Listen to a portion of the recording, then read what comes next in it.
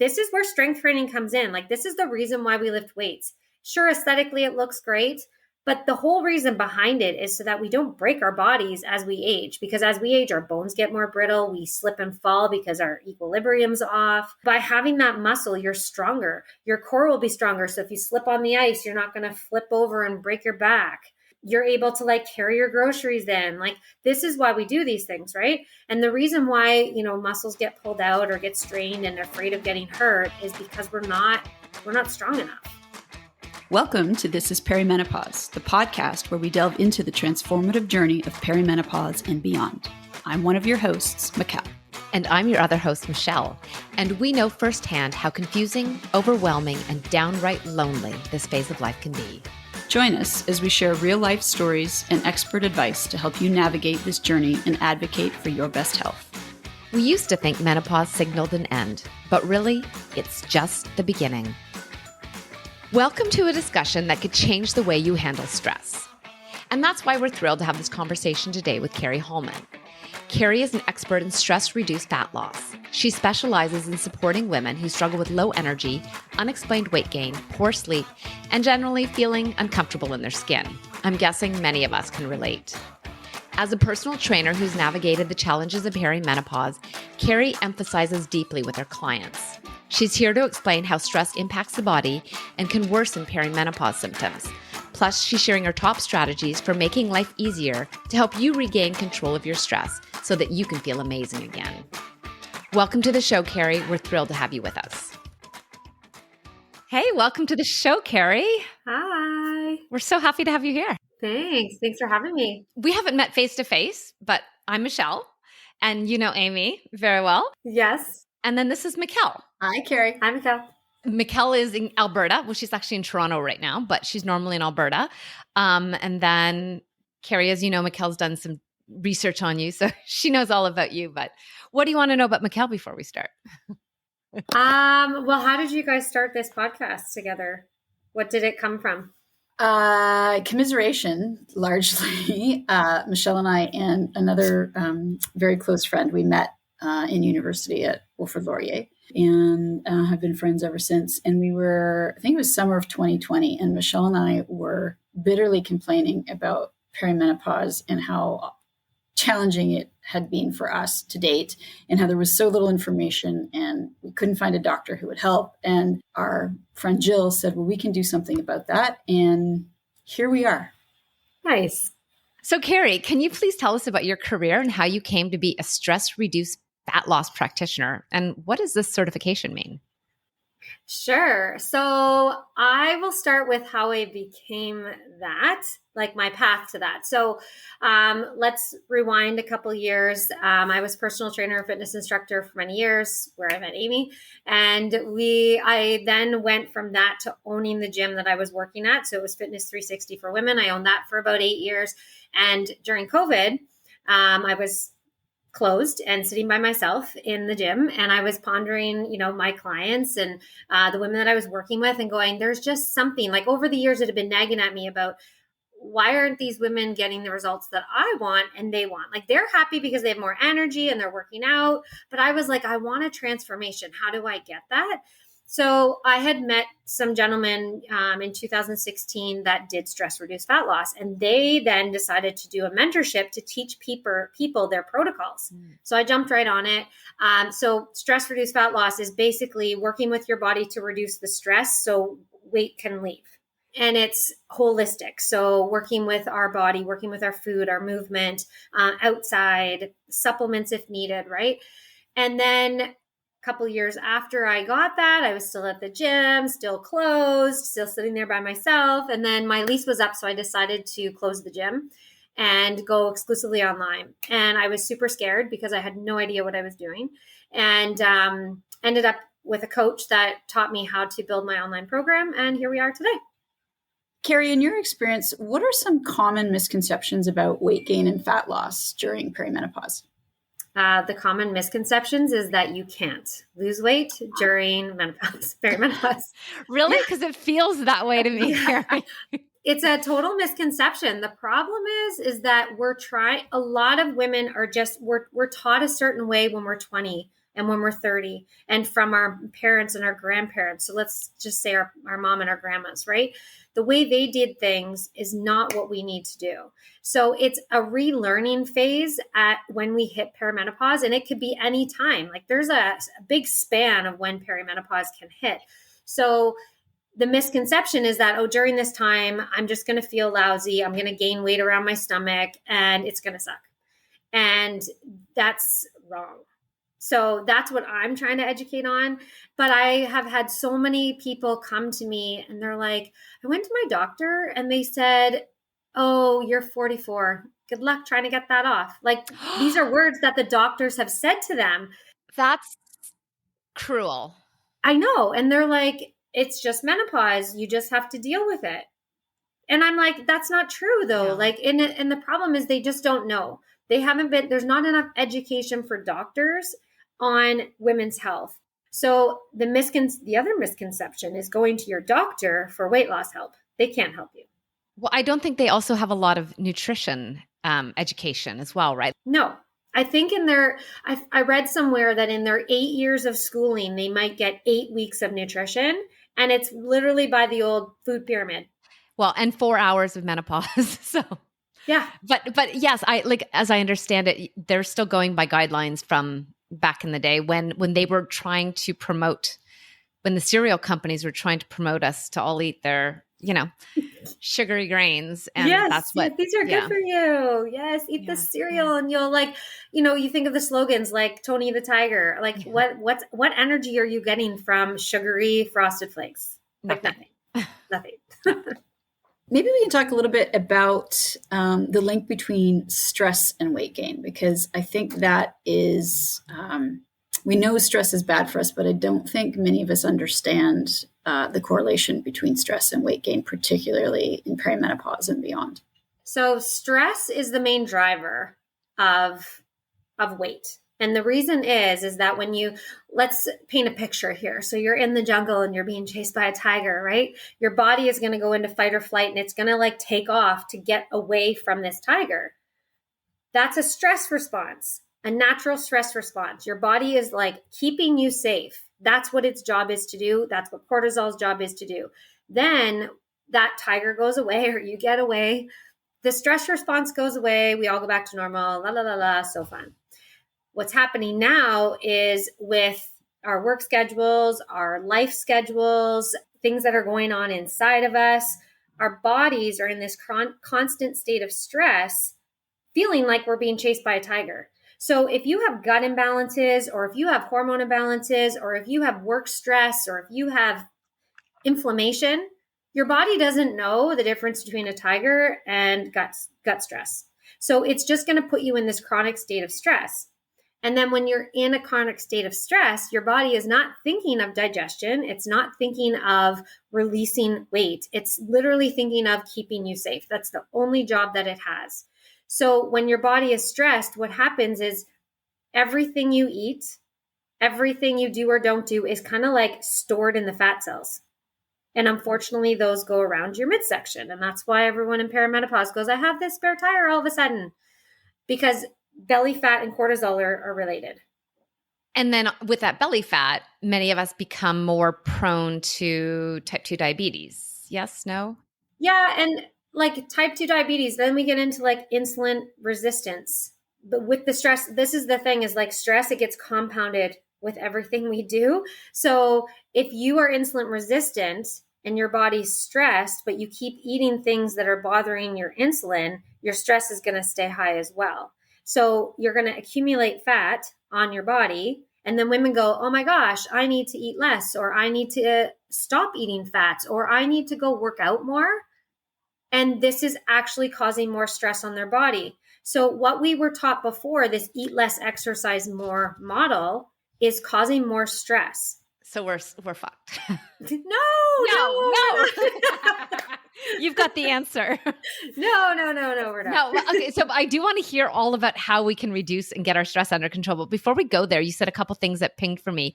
You talked a bit about gut imbalances and gut stress. How does our gut health impact our weight and our stress, and how is it all connected?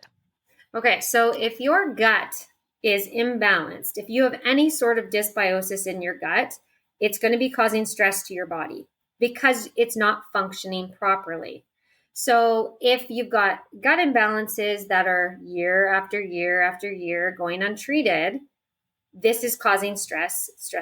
So gut imbalances could be anything from like you rely on coffee to go to the bathroom every morning, or you think it's normal to only go to the bathroom poo once a day or even like once a week, right? It could be that you go to the bathroom 1,000 times a day, but it's all loose. Like there's different variations. A lot of the times I hear people talk about the belly. Like I feel like I have a bloated belly all the time, or it's hard and to touch. Those are gut imbalances.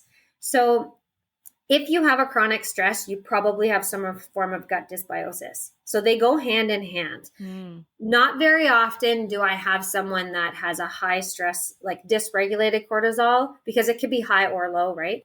That doesn't have some form of gut problems. So they are hand in hand. Can we touch on why, like what it was about the intense or extreme or large amount of exercise that was making it worse? So when we exercise, our body produces cortisol, which is good. We all need cortisol, right?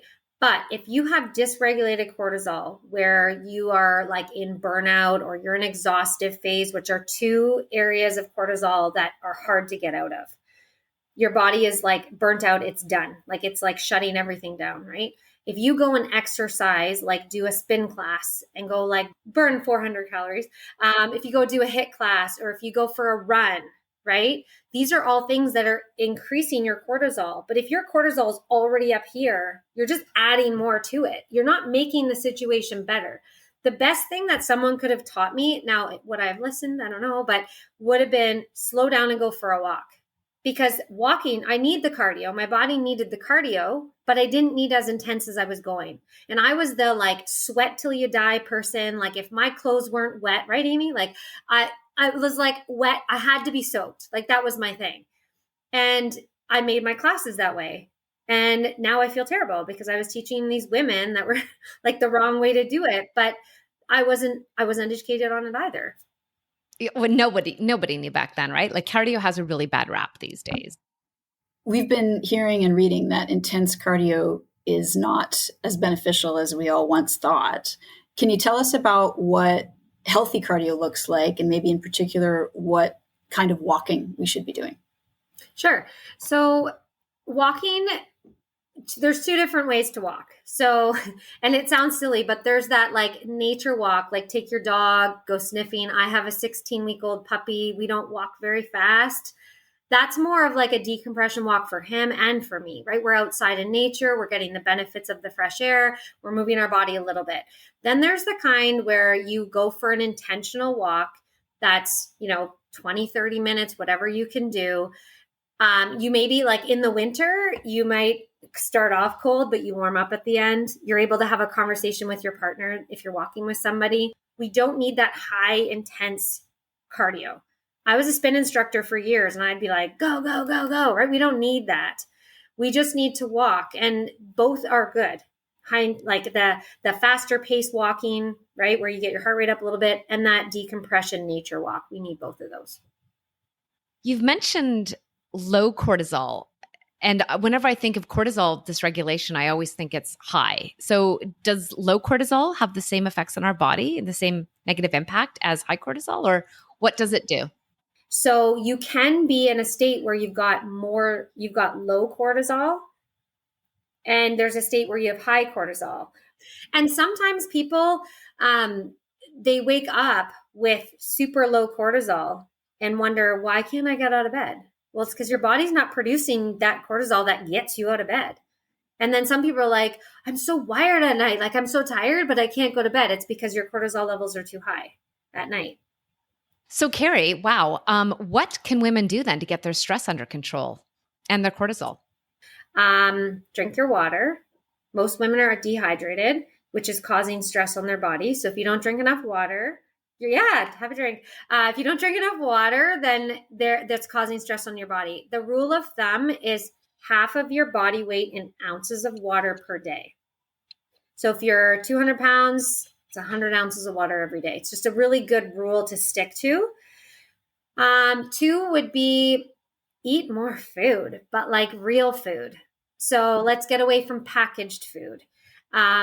There's a misconception, I think I said it earlier, of eating less. And we've been told that our entire life because Weight Watchers and our moms were like dieting queens, right? Oh my God. My mother was always like, "Oh, Michelle, are you going to eat that? Like, I think you should put that down." Like I lived since about 10, like I was under strict supervision of what I could put into my mouth. Yeah. So that programming has taught you, oh, I can't eat that much, right? But when we get to be this age, we've probably depleted our nutrients so much that this is why we're in the state that we're in.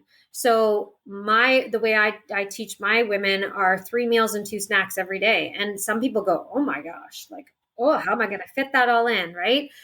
But what we have to do is get your body working like a well-oiled machine. So for the blood sugar, you start low and you want to even it out, right? And then drop off by the end of the night. Let's say you wake up and you don't eat breakfast.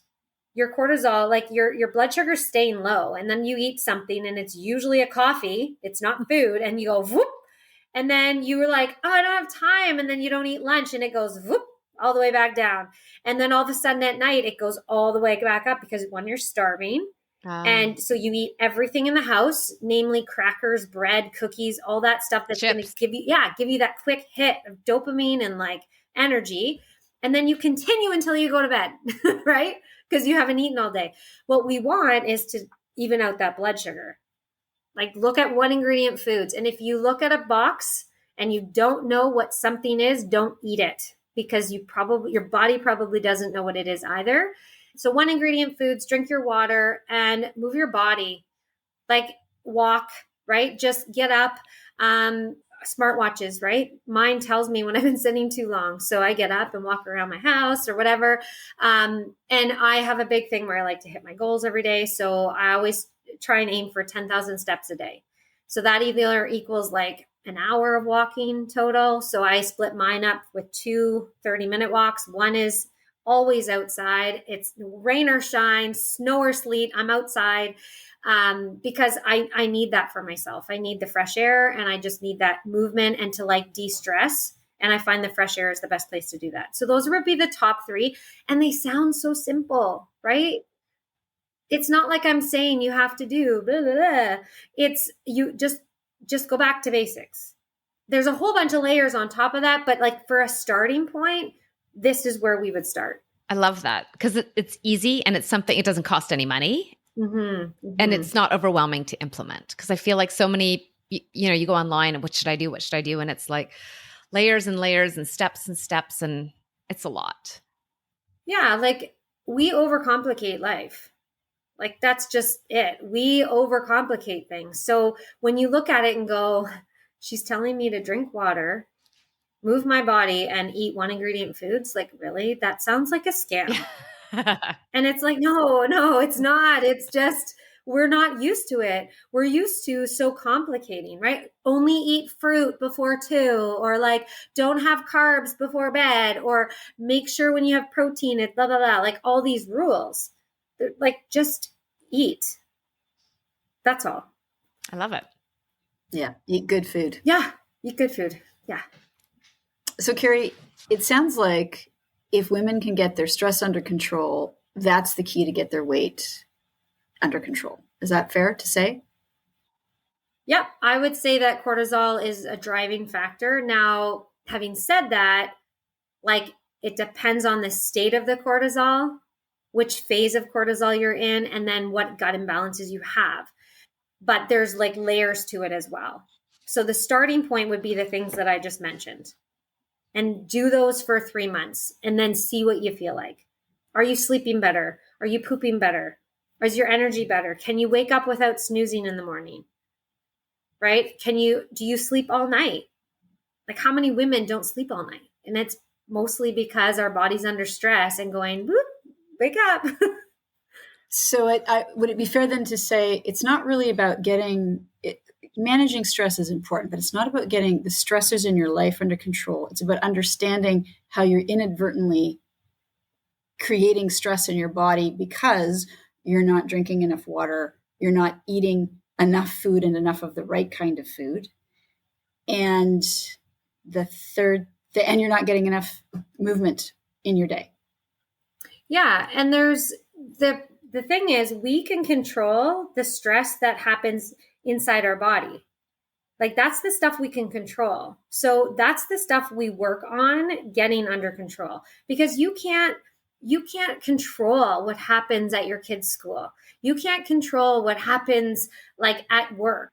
That's external stress. That's always going to be there. And that's where like the stress response comes. It comes and then it goes away. But when your insides are chronically stressed, this stuff out here is 1,000 times worse, because it's like doubling up, right? So if we can get the insides healthy, the outside stuff won't be as traumatic on our body. Does that make sense? Yeah, absolutely.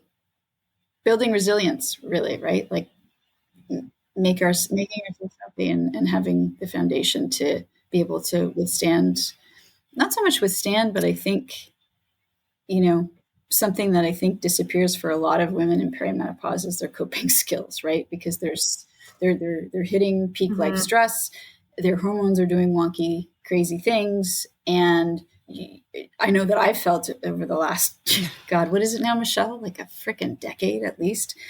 I'm like, what is wrong with me? This used to be water off a duck's back. This should not be as big a deal as it feels like. And yet I rationally know that, but I just, don't have the coping skills I once did.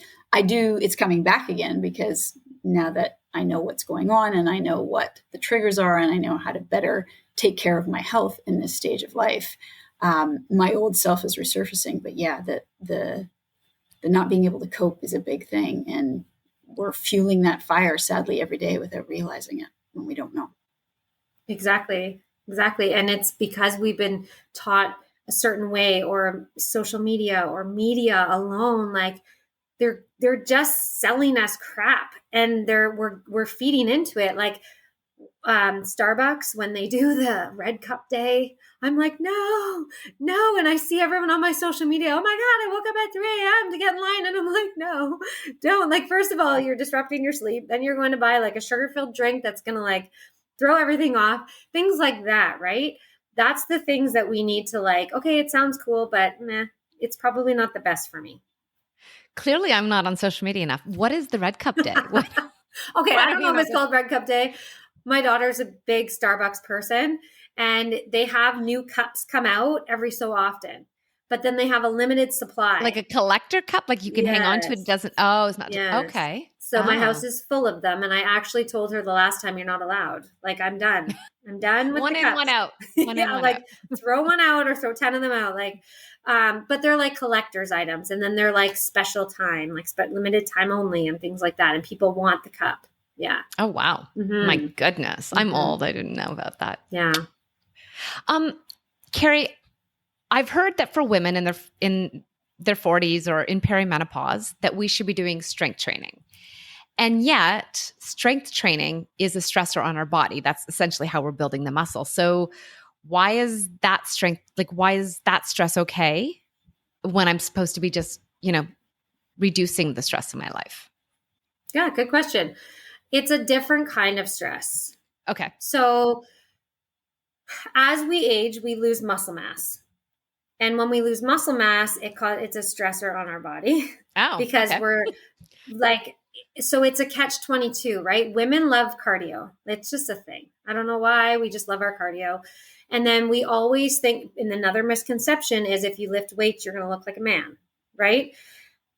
You can't look like a man unless you take some like steroids or like something to enhance those muscles. It's just not possible.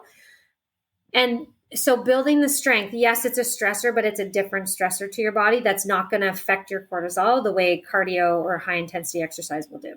So it's like good stress. Yeah, it's good stress because it's not high intense. That sounds intense to me.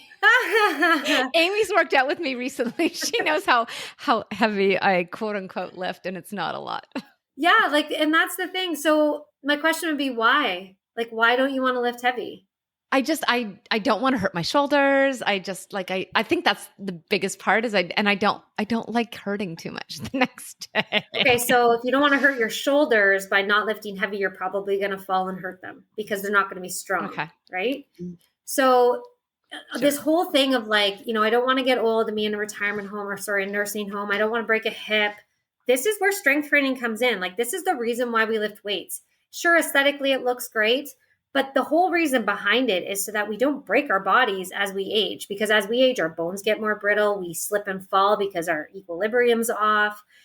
And by having that muscle, you're stronger. Your core will be stronger. So if you slip on the ice, you're not going to flip over and break your back. You're able to like carry your groceries in. Like, this is why we do these things, right? And the reason why, muscles get pulled out or get strained and afraid of getting hurt is because we're not strong enough. So I would encourage you to lift those heavier weights, put away the 8 pounds. We don't need 8 pounds anymore, and go a little heavier. And that muscle soreness that you feel after lifting a heavier weight is good, right? Like, it's good. And you're not going to feel it every time. It's just going to be like once in a while. Okay. Kerri, so for listeners who don't lift weights or they're lifting 5 pounds, 8 pounds, what is the path to safely getting to be able to lift heavier weights? And what, I don't know if you can generalize this, but for the average woman in perimenopause, what should be a goal? Like, so it's not 8 pounds. So what should we be lifting and how? So that is very individualized. A good rule of thumb is, let's say you're doing, like, it depends on the program that you're doing, but let's just go with the number 10. So you're going to do 10 reps of an exercise. If you're doing 10 bicep curls and you get to 10 and you're like, woo, and that was like super easy and you're like, like what now, right? Or if you're like, like you can't get to 10 and you're struggling, that's great, because then you know that you're at the right weight. So you should be tired at the end of the 10 reps. You should be tired and you should actually fail. Oh. Like, strength training is one of those ones that it's okay to fail. So if your goal is 10 and you only get to 5, that's okay. Oh, I like these new parameters. Yeah, like, this is a hard thing for women to wrap their head around, right? Like, I have many women that are like fixated on the number and they're like, I got to get to 10. I'm going to go lower. I'm like, no, just get to where you can. Like, I would rather you lift it heavier where your body is like, I can't do this. That's going to build the muscle. That's what's going to make you strong. Because I've always thought I'd rather do 15 reps at a lower weight than 10. Oh, okay.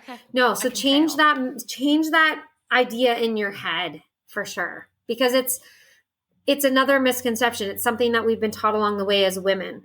For someone who's not done this approach before, it would be important to maybe hire a trainer for a couple of sessions or join a class, because you also do run the risk of hurting yourself.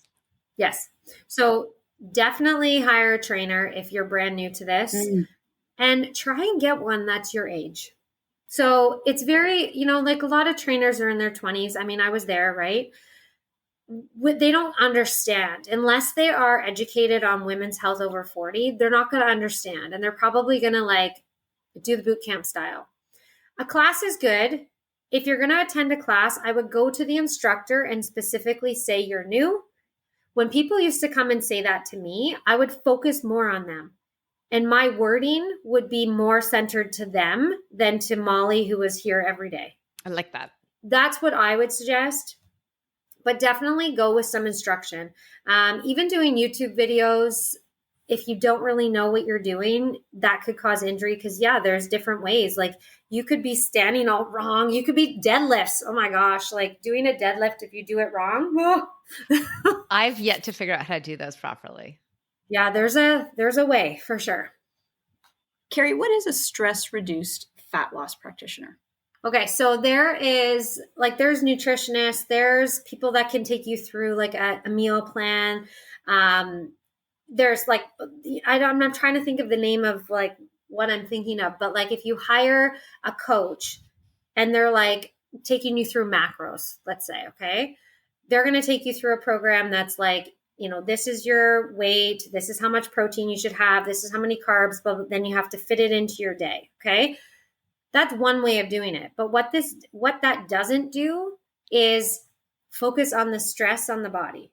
So my whole work, everything I do is stress reducing. So I don't calorie count, I don't macro count.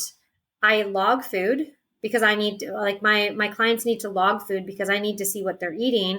If you're eating garbage food, it's going to add stress to your body. So everything in my program is related to stress.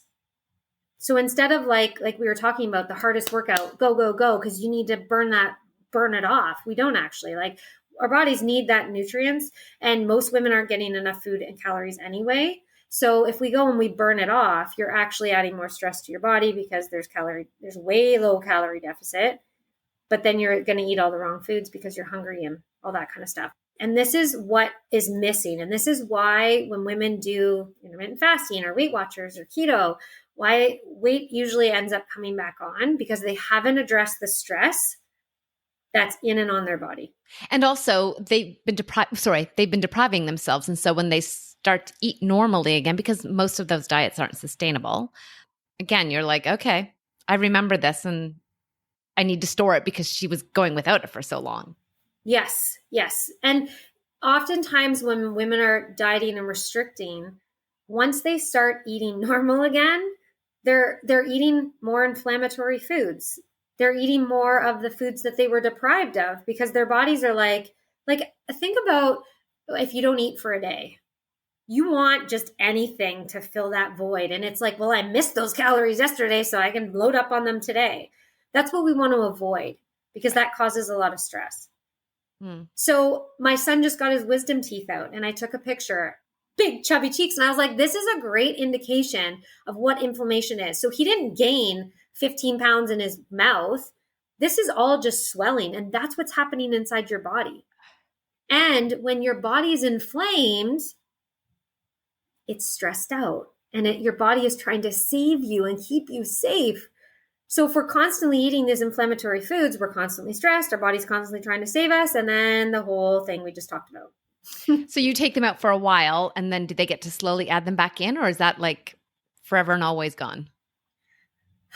So it doesn't mean that you can't ever have them. What I teach is a lifestyle. So for instance, right now it's almost Easter. And I said to my group, what are some things that you're wanting to have this week that I can help change the recipe for? So some people are like, oh, we usually have cinnamon buns or dressing, right? How to make these things inflammatory free. So I'll give them a recipe. So it doesn't mean you can't have the thing. You just have to make it differently. I have chocolate every day, but I make my own. But it's like coconut oil, cocoa powder, and whatever else I said, almond butter. Right? Like, and then you freeze it and it's like this deliciousness. It's just a new way of thinking. It's not like you have to give it up. It's just a different way of looking at things. Okay. And then a lot of people are like, oh, but I can't give up my chips. Well, let's get the inflammation out of your body, right? So let's say we remove it for 3 months, get it out of your body. And I'll say to you, what are you missing the most? And oftentimes it's wine or it's chocolate or it's chips. So sure, have that thing, but I want you to report back to me how you felt. And I've had a client, wine was her thing. So she had wine and she's like, oh my gosh, I didn't sleep last night. I was bloated. I felt terrible. She's like, oh my gosh, I felt like this every day and had no idea. So then going forward, once her body had healed, she chose when she was going to have it. So it was like, I know I'm going to sleep terrible if I have this. So maybe I'll have 1 glass, but I also am going to make sure I eat my meals that day and have anti-inflammatory foods, like things like that. For me, dairy's a no, an absolute no, but gluten, I can have it and be okay once in a while, but we have to heal the body first before we get to that point. So is it going to be, can I go back to having a Subway sandwich every day? Probably not, because you're probably just going to end up with inflammation. Diarrhea and all kinds of grossness. Kerri, where do you land on alcohol consumption? It's not good.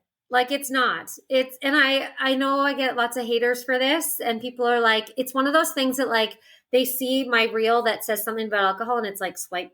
Like I don't want to. It's like I don't want to know what you have to say about it. I don't want to hear it. Alcohol is an inflammatory food. it is a toxin that's entering your body. Okay. So lots of women, and I'm going to get all fired up here. So a lot of women say, I just need my glass of wine every night to unwind, or I need my glass of wine Friday night, or my wine nights with my girls to unwind. It's literally doing the exact opposite of what you think it's doing, because we've been marketed to that this is a thing to relax. But what it's actually doing is throwing your hormones out of balance. It's causing inflammation in your body, which increases the stress. You can't sleep, which increases the stress. Your appetite goes to shit, so you increase stress. And it's just this bad cycle. Alcohol takes like 2 weeks to get out of your system. So even if you're like, oh, I only drink on the weekends, you're still inflaming your body, and there's no time to heal. So my take on it is it's bad, right? Like, it's bad. It's a toxin. It's a chemical you're putting in your body. Like, would you drink bleach? No. I gave up alcohol like 12 years ago. And it was one of those things where I drank it because I wanted to have fun with my friends. And I remember waking up one morning, and remember exercise-aholic over here, right? I couldn't work out. I couldn't get out of bed. I was sick. I felt terrible. And I'm like, that's it. I'm done. Like, I would rather have a good day than be on the couch for one night of fun. I can still have fun. I don't need to drink. So I've been very strong in my conviction ever since then on myself. Kerri, we actually have a podcast coming up about sober curiosity. So that'll be tie in nicely to this conversation. Yeah. Yes. And I got it right, Mikkel. Not alcohol curiosity. I said today something about alcohol curiosity. She's like, maybe I'll ask those questions. Yeah, I know you're alcohol curious. That's not the right thing. My son is alcohol curious. People don't get it. Like, people don't get that you don't drink. And it's like, no, how do you drink? Like, that's my angle of like, how do you? Mikkel doesn't really drink either. No, same. Yeah. It just no longer was worth it. Now you too. No, I'm just kidding. Now we'll just, I'm not talking about me. Kerri, can you tell us a little bit about your program, Balanced Bodies? Yes, absolutely. The program is designed with women in perimenopause in mind. So it brings all of my protocols from Stress-Reduced Fat Loss, and I walk through step by step how to make these lifestyle changes. If someone signed up today, tomorrow their life's not going to be overhauled. I'm going to do it step by step to ease the stress, right? Because that's the whole idea of it. But I'm going to teach you how to build out this lifestyle to make it lasting. There's work to it, like anything. We're overhauling probably years and years of misconceptions, myths that you've been taught. So there's a lot of things that we have to work through, a lot of layers that we have to go through. So there's one-on-one coaching, there's group coaching. I bring guests in to help like bring on that message, because sometimes just listening to me is a lot. But I use my method of the 3R method. So reset, recharge, and rebalance. And that's like the whole basis of my program. What we're missing is balance in our body, because with all of the inflammation and all of the stress and hormones out of whack and eating this or not eating that, we've been out of balance. So my whole protocols bring you back into balance, and then you just feel so much better. This stage of life is always evolving. It's always changing. So just be like, what I teach is for now, but it doesn't mean that you're not going to go on to do more later on. It doesn't mean that you can stop doing what I've taught you. Because like anything, if you stop doing it, you're going to revert back. So my program is 3, 6, or 12 months. My preferred is 6 to 12 months, because the longer you're held accountable, the longer you're in it, the longer you're surrounded by people who are doing the same thing and you feel connected to, the better you're going to be in the long run. And when we're talking about habits that have been ingrained for 20 years, we need time to get through that. So I have a community of support. Women are in there. They're all going through the same thing. And they just help each other, right? There's recipe sharing. There's, guys, I don't know how to get to bed earlier. What do you guys do? Or, any kind of question. So we like to be with people that are like-minded. And sometimes our friends aren't those people. They're friends that do other things with us. But if we're on a health journey where, you don't feel good when you wake up in the morning, I want to be with other people that feel the same and are actually doing the work and getting better so I can see that happening. That's amazing. It sounds like an amazing community. Yeah, I love it. Kerri, what's the one thing you want every woman to know about perimenopause? Doesn't have to suck. Like, it doesn't. We just need to learn a new way of living in this body. And, I grew up hearing menopause sucks, so just wait till you get to menopause and all this stuff. And I was like, why though? Like, can I just help myself through this? So a lot of it is like just defunking the myths. Debunking. Debunking, thank you. Debunking the myths that we've been taught for so long. And unfortunately, you're going to have to go somewhere other than your general practitioner. And you'll have to get support from someone who's been trained on women in their 40s, 50s, and 60s, because it's a whole different ballgame than just eat from the food pyramid. Can you start the Balanced Bodies program anytime, Kerri? Yes.